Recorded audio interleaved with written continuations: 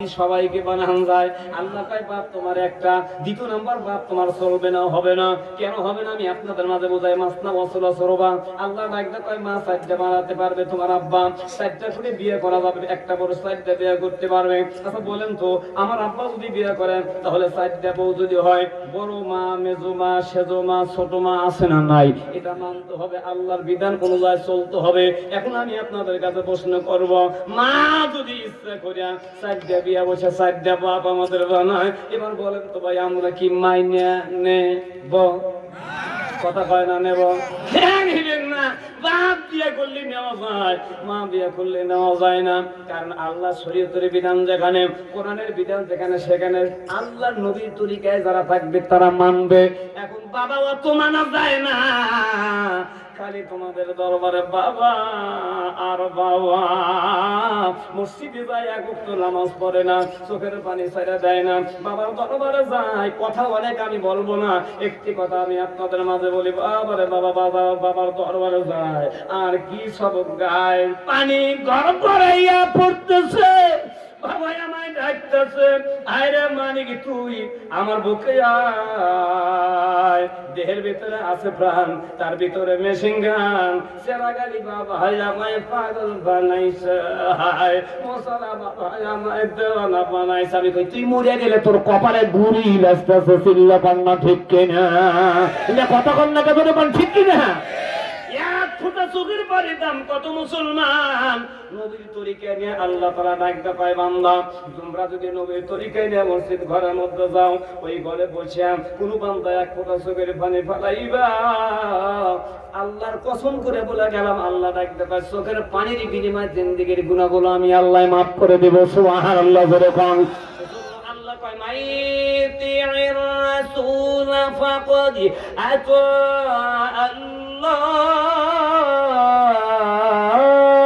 ومن تولى فما أرسلناك عليهم حفيظا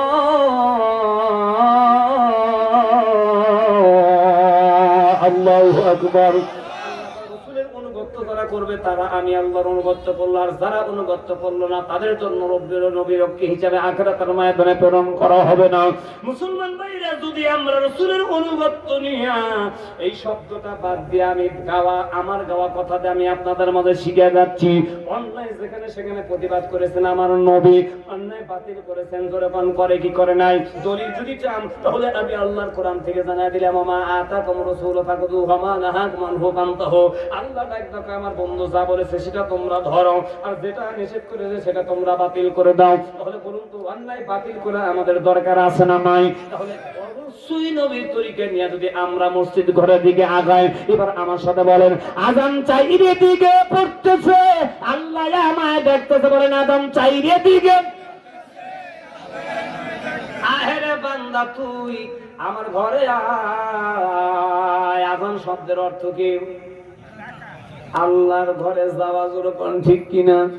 আল্লাহু আকবার শব্দের অর্থ আল্লাহ মহান। আপনারা সকলে জানেন হাইয়া আলাস সালাম, নামাজের আহ্বান করা। তাহলে আযান দেওয়ার শব্দের অর্থ আরবিতে না বুঝলে আমরা ঘরোয়াভাবে আম পাবলিক বুঝি, আযান দিলেই মসজিদে যাওয়া লাগবে। বোঝা গেল আযান মানেই হলো আল্লাহর ডাকে সাড়া দেওয়া।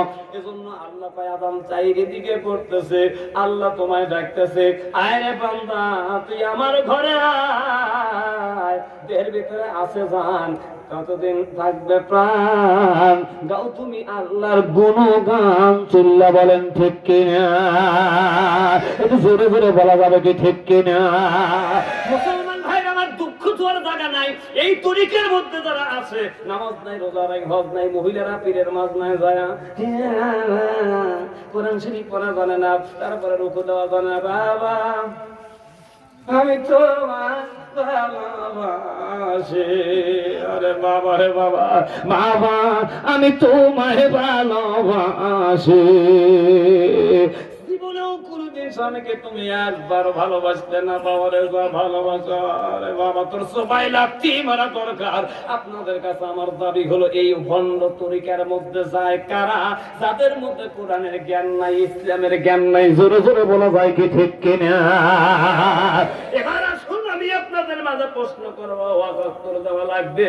আপনারা বলেন তো হাফিজিয়া, এই যে নুরানিয়া মাদ্রাসার একটা ছাত্র একটা ছাত্রী জবান করে বলেন তো ওই পীরের মাজমারে যা কি বলবে, বাবা আমি তোমায় ভালোবাসি চরম চুনিতে বাবা গো বাবা আমি তোমার কাছে আসি রে।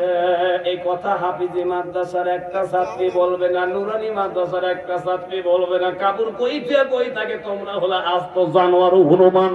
আজকে মহিলাদের আচার আচরণ এমনি খারাপ হওয়ার কারণে একটাই, সেটা হলো এই নুরানি হাফিজি মাদ্রাসা অবশ্যই যারা লেখাপড়া না করছে, আমি কোরআন ছিয়া বলে গেলাম 27 বছর আমার শিক্ষকতার বয়স, কওমি হাফিজি মাদ্রাসা আমি শিক্ষকতা করি ভাই। এই 27 বছরের মধ্যে আমি চোখ ঘুরে দেখলাম জীবনে কোনোদিন একটা হাফেজা একটা নারী কোনোদিন ওই পীরের মাজমায় যা বেহায়া বেপরোয়া নাচ গান করতে পারে নাই।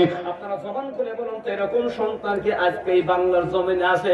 নৌকুরানি হাফিজে কওমি মাদ্রাসায় করে একটা মেয়ে মানুষ কখনো পীরের মাজমায় যা আছে পাবেন কি? কথা কম না পাবেন কি? কেন পাবেন না?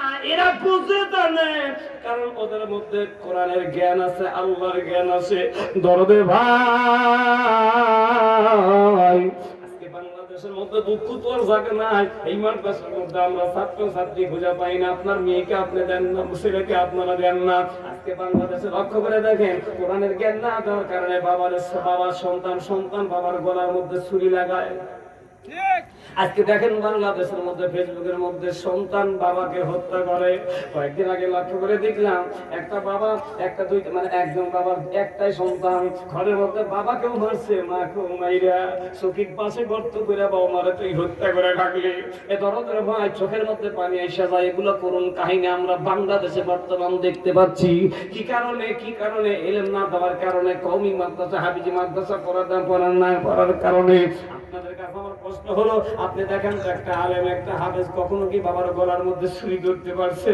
একটা হাফেজ আমি কখনো বাবাকে মারতে পারে নাই। একটা মহিলাগুলো বাবারে হত্যা করে, মারে হত্যা করে। দুনিয়ার মধ্যে কি শুরু হয়ে গেল ভাই? কথাগুলো হয়তো বিস্তারিত বলতে পারবো না। খোদার কসম করে বলে গেলাম, একটা সন্তানকে আপনি ইলমি জ্ঞান দেন, কোরআনের জ্ঞান দেন, ইসলামের জ্ঞান দেন, একটা ছেলেকে হাফেজা বানান, হাফেজ মাওলানা বানান। খোদার কসম কোনোদিন বাবারে হত্যা করবে না, বাবারে পিটবে না, মারবে না। তাই আমি দুঃখ শাসন আমার শত মানে অন্তরে বড় দুঃখ বেদনা আমার অন্তরের ভিতরে আছে। আমি ছোট্টবেলায় আব্বা আমারে হারাইছি, বড় কষ্ট লাগে। আমার আব্বা আমার কত কষ্ট করে দুনিয়ার মধ্যে লালন পালন করছে। কথাগুলো হয়তো আমি পরে বলবো আপনাদের মাঝে, আমার কথা দুঃখের কথাগুলো বলবো। এই কারণে কথাগুলো বলছি ভাই, আজকে মহিলাদের হায়া নাই, পর্দা নাই, লজ্জা শরম নাই। আপনার একটা মেয়ে হায়া পর্দা ছাড়া রাস্তার মধ্যে ঘোরাঘুরি করে, মুড়ে দেখেন খোদার কসম যতগুলো অন্যায় অবিচার দুনিয়ার মধ্যে করবে, নবী ঘোষণা করে গেল আত্তাল্লু আলাল খৈরি কাবাইরিহি। তোমরা জানা রাখো যে কথাগুলো মানুষকে ভালো কাজে আহ্বান করবে, যে কাজগুলো করাবে, যতগুলো মানুষ করাবে আল্লাহর কসম করে বলে ততগুলো নাকি তার আমলনামায় দেওয়া হবে। যে কাজগুলো মানুষ অন্যায় কাজ করাবে আর করে দেখাবে, মানুষকে বোঝা দেওয়ার কারণে যদি কেউ করে, খোদার কসম করে বললাম সমপরিমাণ নেকিগুলো তার নামে, গুনাহগুলো তার আমলনামায় বসাবে। একটা কথা মনে রাখেন বাবা ও মা, আল্লাহর কসম আখিরাতের ময়দানে আপনারে জান্নাত দিতে দিবে না, জান্নাত দিতে দেবে না। কারণ জান্নাতের মালিক যদি আপনি হয়ে যান, সন্তানগুলো আপনার পাশে গিয়ে তারা ডাক দেখবে, আল্লাহ আমার আব্বা আমাকে আমি জান্নাতে যেতে দেব না। আল্লাহ কয় কেন যেতে দিবে না? এবার সন্তান ডাক দেখবে, আব্বা আল্লাহ আমার আব্বা মাদ্রাসার মধ্যে পড়াশোনা করায় নাই, ইলমে দ্বীন আমাকে দেয় নাই, এই কারণে আমার আব্বা মা আজকে জান্নাতে যাচ্ছে, আমি আব্বা আমাকে জান্নাতে যেতে দেব না। আল্লাহ কয় দুনিয়ার বান্দা শোনো, ওই আখিরাতের ময়দানে সন্তান বিপক্ষে তোমার যদি কথা বলে আমি আল্লাহ তোমার জান্নাতে দেব না। তাহলে আপনারা জমান খুলে বলেন তো, ছেলে মেয়েদেরকে লেখাপড়ার দায় দায়িত্ব আপনাদের মধ্যে দেওয়া আছে কি না? আল্লাহ দিছে কি দেয় নাই? দুঃখ তোর জায়গা নাই। আজকে এই গ্রামের মারা তোমাদের কথা বা ছোট্ট একটা প্রশ্ন সময় আমার হাতের মধ্যে নাই।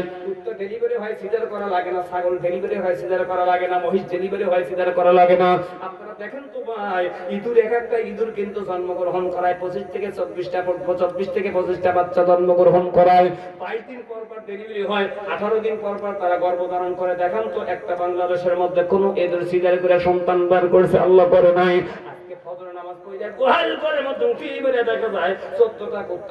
জন্মগ্রহণ করে আছে। সুবহানাল্লাহ, জোরে বলেন, জোরে কম সুবহানাল্লাহ।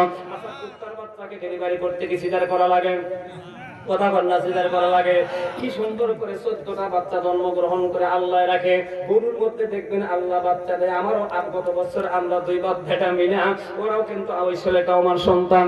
আমার একটা গাবি ছিল, ওনারও একটা গাবি ছিল। গত বছর 20 তারিখে ওয়াজ করার পর, ওয়াজ থেকে নামার পর পরে ফোনটা বলে গাবিটা বাচ্চা হয়ে ওই গোহাল ঘরের মধ্যে দাঁড়ানো অবস্থায় আছে। আপনাদের এলাকায় হয় কি হয় না? দাই লাগে না, ডাক্তার লাগে না, কবিরাজ লাগে না। এক একটা গরু ডেলিভারি করে সন্তান আল্লাহ এমনি দাঁড় করে। আজকে বাংলাদেশে শতকরা 90% মহিলাদের সিজার ছাড়া সন্তান হয় না।